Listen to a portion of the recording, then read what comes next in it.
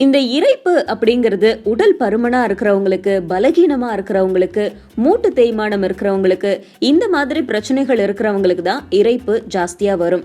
முக்கியமா உடல் பருமனா இருக்கிறவங்களுக்கு.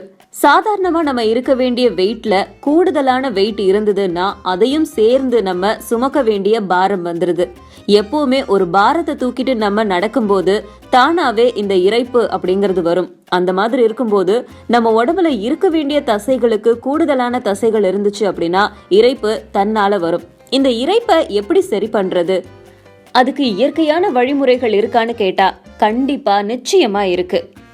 காலங்காலமா இயற்கை வழிமுறை வைத்தியங்கள்ல இந்த கரிசலாங்கண்ணி ரொம்பவே முக்கியமான ஒரு இடத்தை பிடிச்சிட்டு இருக்கு. அதே கரிசலாங்கண்ணியை தான் எடுத்துக்கணும்.